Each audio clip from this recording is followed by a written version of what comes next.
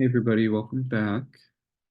Um, in this video, we're going to look at an example from chapter 23 of a two-sample confidence interval for uh, two proportions, right? The difference in two proportions. Um, in this example, we're told alcohol abuse has been described by college presidents, as the #1 problem on campus, and it's an important cause of death in young adults. How common is it?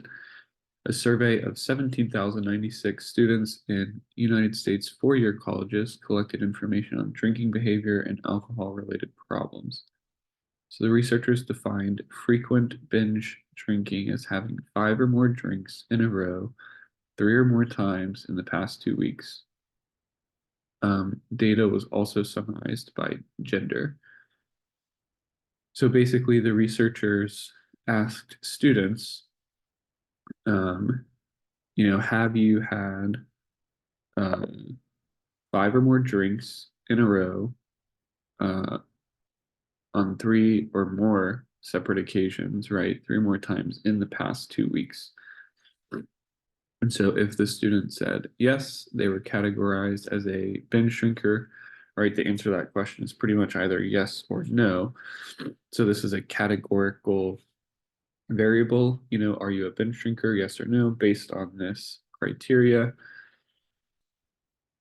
So we're talking about proportion, right?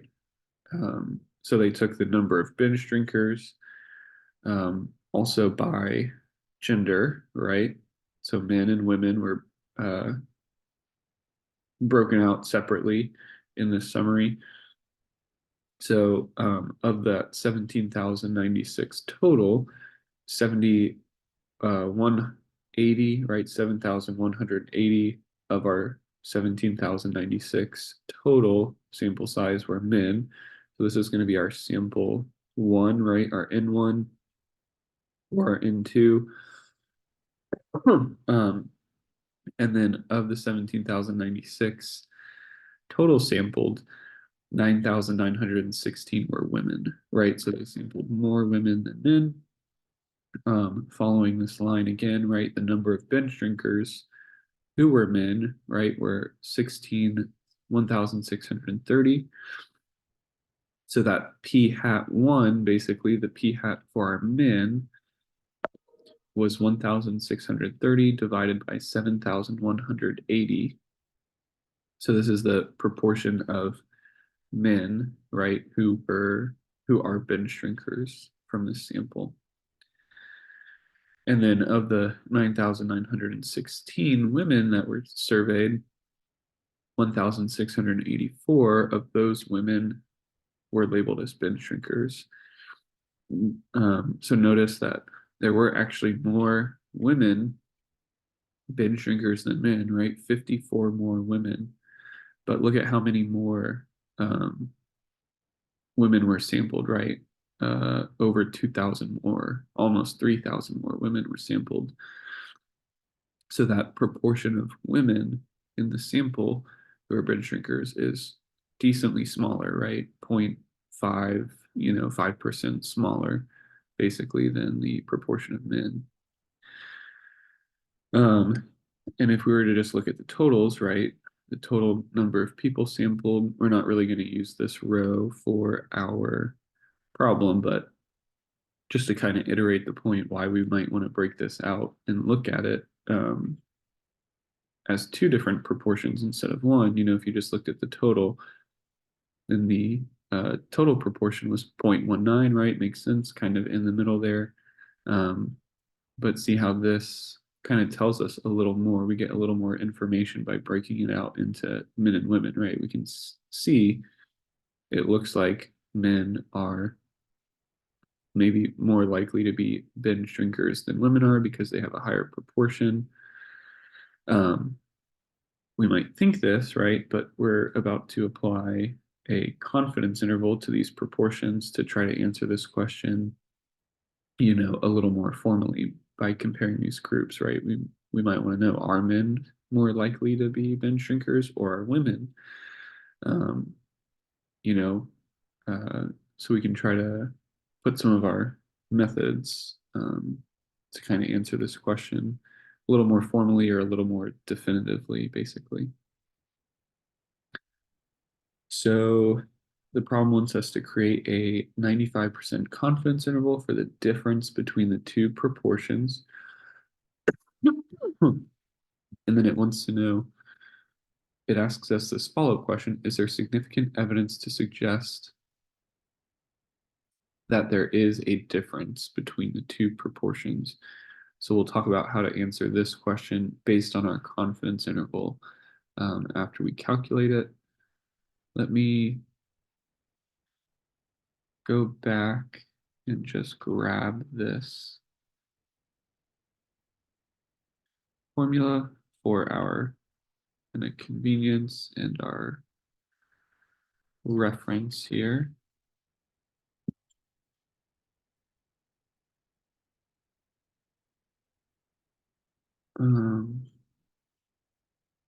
Fit quite perfectly.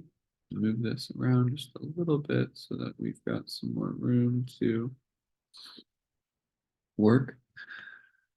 Okay, so here's our formula. And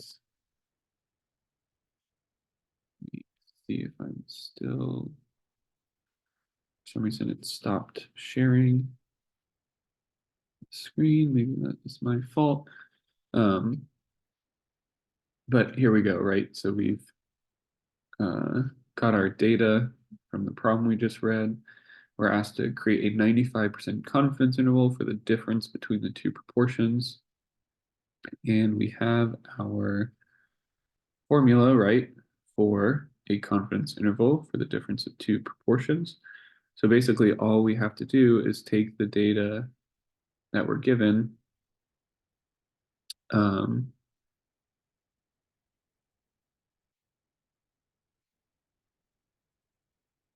and plug everything into our formula. So I'm just going to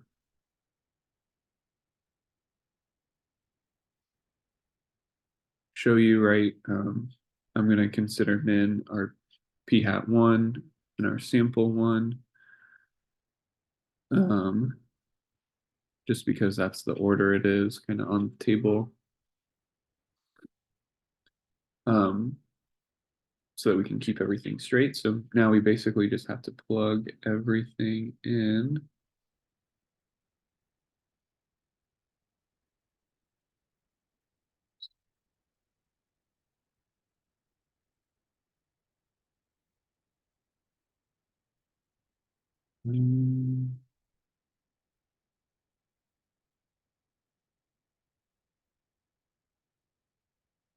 So we take our p hat 1, subtract it from p hat 2.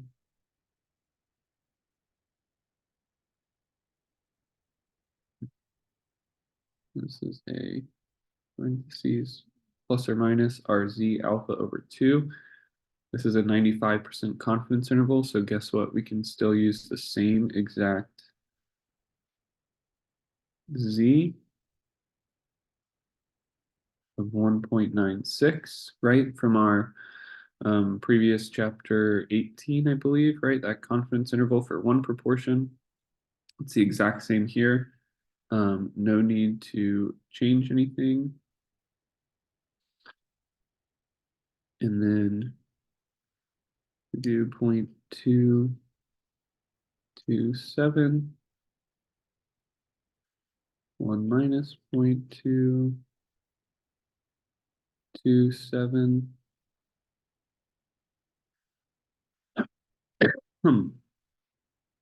Over our sample 1, right? 7180 plus, now we take our proportion, our second proportion, right?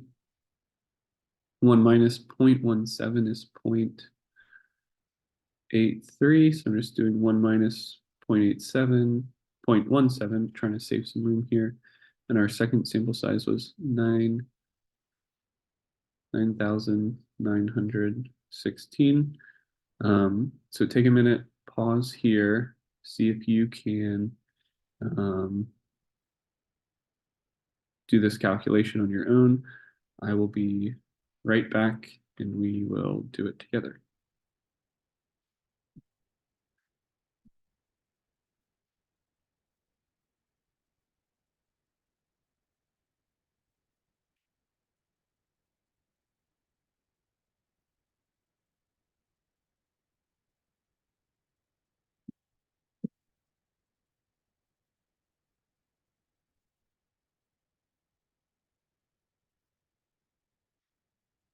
Okay. Wash my mouse. Should have known. Okay. So let's start just by taking the difference of our two proportions. So 0.227 minus 0.17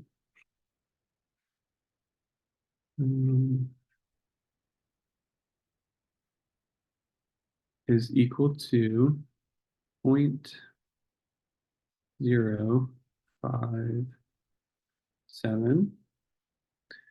We're going to plus or minus, right? Let's leave that 1.96 there. Can leave this square root for now. Let's try to do 1 minus 0.227, 1 minus 0.227. I get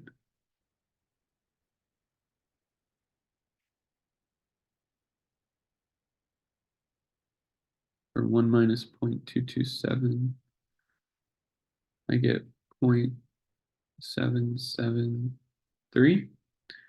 So if we do 0.227 times 0.773, then I get 0.1754. We divide that by 7,180.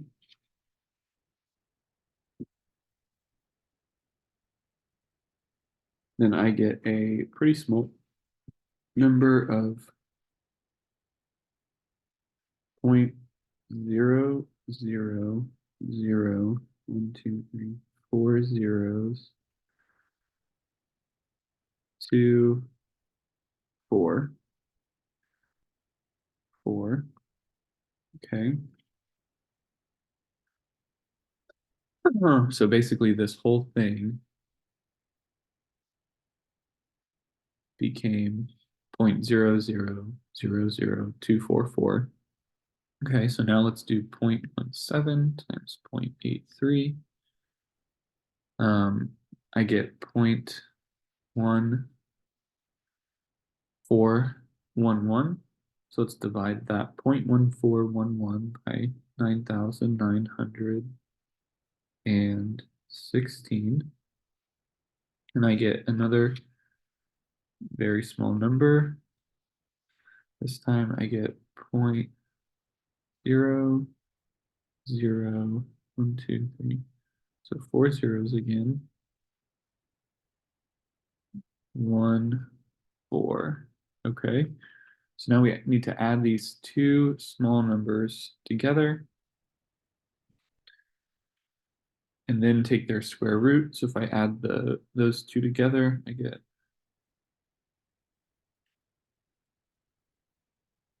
0.000038 is what I get. We still have to take the square root. We still have to multiply, right, by 1.96. And we still need to add or subtract the difference of our two proportions.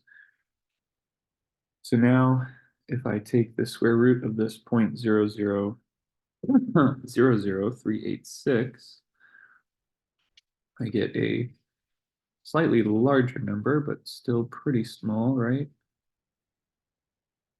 Just trying to do this one step at a time. I get 0, 0, 6, 2. Okay. We still have to add and subtract our 0.057. So now if we do 1.96 times the 0.0062, I get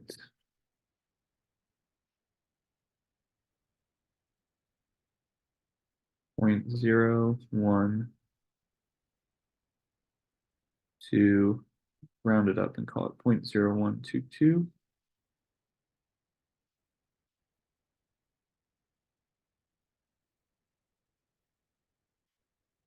So does anybody remember what this 0.0122 would be called? It's called our margin of error. So now if I just add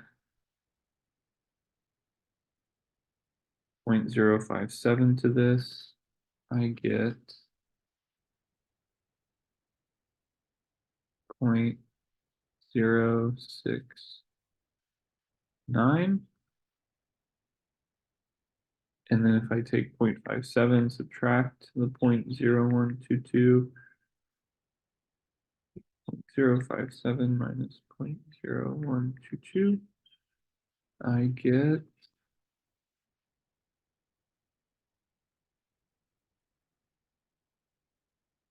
all right, I keep losing my mouse. 0.0448. Okay.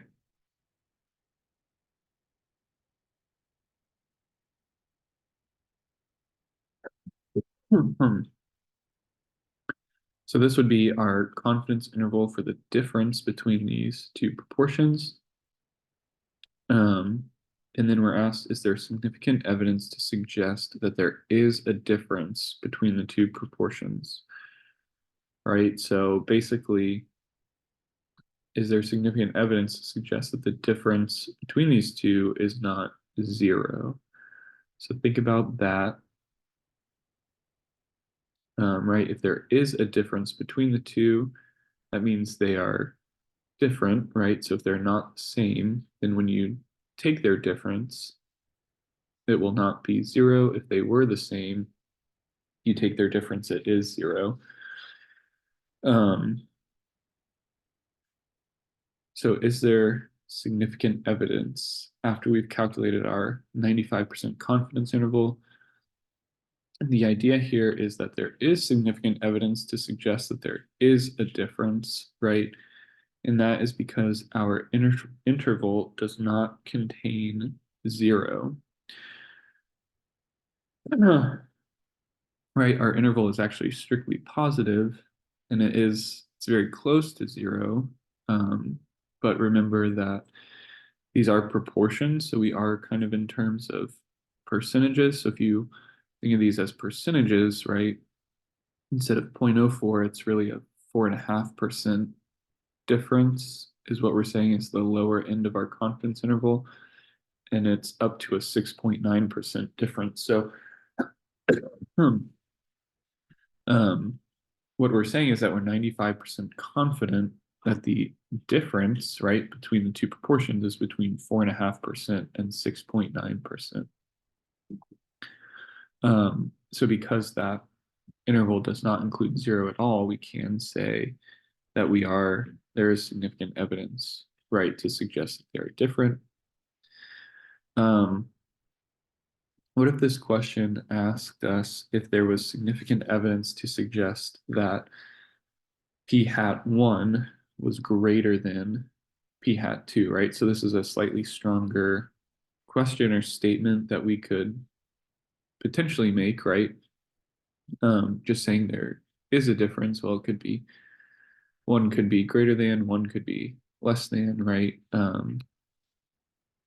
But saying specifically that one is larger than the other is a little more specific, right? It's a little more powerful of a statement to make. So think about that. If we can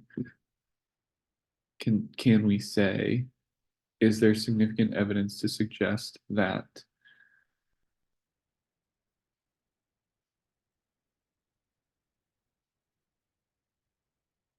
p hat 1 specifically is greater than p hat 2 based on our confidence interval.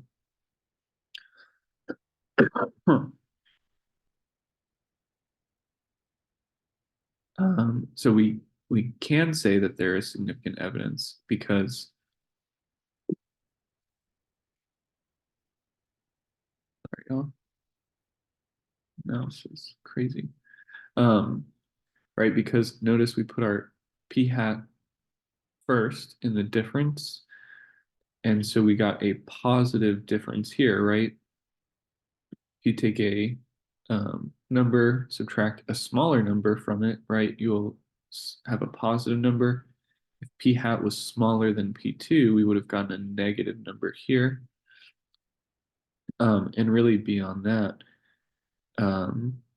this kind of leads to it, but the fact that our confidence interval is completely positive, right? So at A does not include 0, kind of goes hand in hand, right? If it included 0, it probably would include a negative number as well. It probably wouldn't fall exactly on 0 and be 0 to 0.069, right? It would probably be negative 0.01 to 0.069 or whatever. So because our interval is strictly positive, and because p hat was the first proportion listed, p hat 1, excuse me, was the proportion listed in front when we were taking our difference, we can say that there is significant evidence to suggest p hat 1 is greater than p hat 2. Right? We could flip this, hopefully just to iterate, emphasize.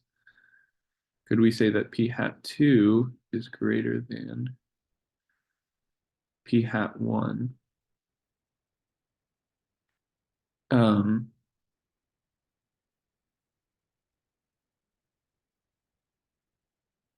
if we kind of do our algebra, right, to show this in a slightly different way, if we subtracted p hat 2 from both sides, then what do we have left over here? We have a 0 over here. So, and we have p hat 1 minus p hat 2. And this is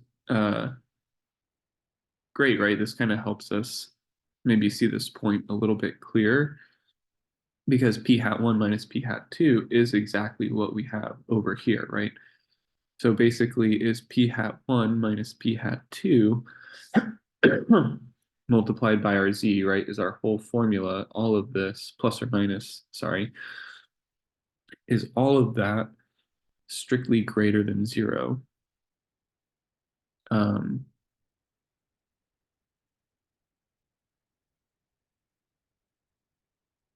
Oh, I'm sorry, is it less than 0? Right, is p hat 1 minus p hat 2, is it less than 0? Again, remember, plus or minus all of this stuff is our confidence interval for p hat 1 minus p hat 2. Is that less than 0? And it is not, right? So p hat 2, there is not significant evidence to suggest that p hat 2 is greater than p hat 1 in this example, right? Kind of following this same line of thought, just to show it, we've already decided that p hat 1, there is significant evidence to suggest p hat 1 is greater than p hat 2. So let's subtract the same way we just did it, p hat 2 now from both of these sides, right? The difference is the direction our inequality is facing, right? So now if we subtract p hat 2 from this side, we get p hat 1 minus p hat 2, right? Which is good because that's exactly what we're doing over here. And we just leave our inequality the same direction. Is this confidence interval greater than 0? And yes, it is. So we can say that p hat 1 is greater than p hat 2, or that there is significant evidence, right, to suggest that our proportion 1 is greater than our second proportion. We could do this exactly for just, is there a difference, right? We could have actually written it out, right? P hat 1 not equal to, right? Are they different? Are they not the same? We could subtract p hat 2 from both sides. So again, we just get p hat 1 minus p hat 2, right? And we leave the same inequality not equal to 0, right? And because our confidence interval did not contain 0, we can say there is significant evidence to suggest there's a difference between the two proportions. So hopefully that makes sense. In the next video, we'll look at an example of a difference between two proportions in a hypothesis test. And this kind of idea of, P1 not equal to or greater than or less than P2 is really going to come kind of to light in our hypothesis test examples, okay?